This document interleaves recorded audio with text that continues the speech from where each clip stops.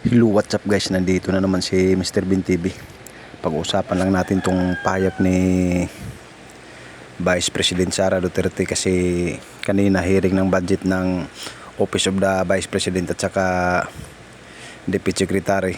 Kaya nagsalita na siya kung bakit hindi na siya umapila ng controversial na confidential fund. So kung bago pa lang kayo dito sa YouTube channel ko, please click subscribe muna. Pakita rin notification bell para lagi kayong updated sa mga bagong upload sa video ko. So umpisa na natin. So ayun nga, kanina nag-hearing sa Senado ang budget ng Office of the President sa pangunguna ni Finance Senador Angara at saka si Pia Cayetano. Sila kasi ang nagpasimuno ng budget ni BP Sara, kaya sinagot na ng lahat ng mga akusasyon tungkol sa confidential fund. Hindi na siya humingi ng karagdagang budget para sa confidential fund, hindi na niya inapila.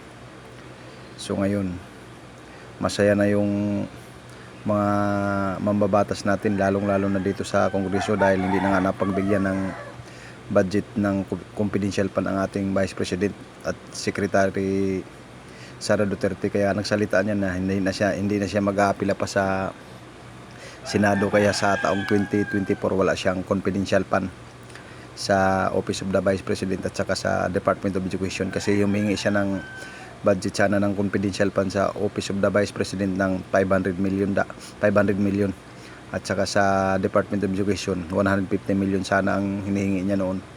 Kaso lang itong mga kaliwang grupo, controversial siya, hinahanapan sa talaga ng butas para hindi mapagbigyan ng confidential fund, dahil alam nila na ang confidential fund sana gagamitin sa mga insuransiya, yung mga kalaban ng gobyerno, kalaban ng estado.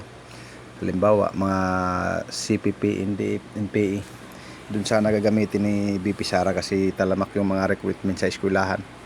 Doon nagkakaroon ng problema, kaya doon sana gagamitin ni Inday Sara. Tsaka kanina tinanong na naman ni Senador Risa Ontiveros si BP Sara kung bakit naubos kaagad ang 125 million sa loob ng 11 araw. Sinagot na yan ni Finance Senator Angara na hindi naman sa ganun, naubos lang siya ng 19 araw. Yun ang sabi ni Angara, kasi siya ang binigyan ng pahintulot na magsalita sa tanong ni Senador Risa Ontiveros. Kaya kanina din tinanong din ni Coco Pimentel si Sara kung bakit na hindi na siya mag-aapila sa confidential fund sa taong 2024. Kaya sabi ni Pia Cayetano, siya ang sumagot din kanina sa tanong ni Coco Pimentel, kasi si Pia Cayetano rin ang nakatoka sa education. Kaya sabi ni Pia Cayetano kanina kay Coco Pimentel, hindi niya na kailangan hingi pa ng budget para sa Department of Education, hindi na niya ipila. Kaya ngayon masaya na naman yung mga kaliwang grupo. Masaya na sila sa ginawa nila dahil hindi nabigyan ng confidential fund si Vice President Sara Duterte. At saka yung sinasabing tambalos-los ni BP Sara, dapat hindi ganun sana, kasi ang confidential fund na yan, maraming mga kakulangan sa classroom na mga mag-aaral natin. At saka sa Office of the Vice President, marami namang project yung Office of the Vice President, katulad ng mga office satellite.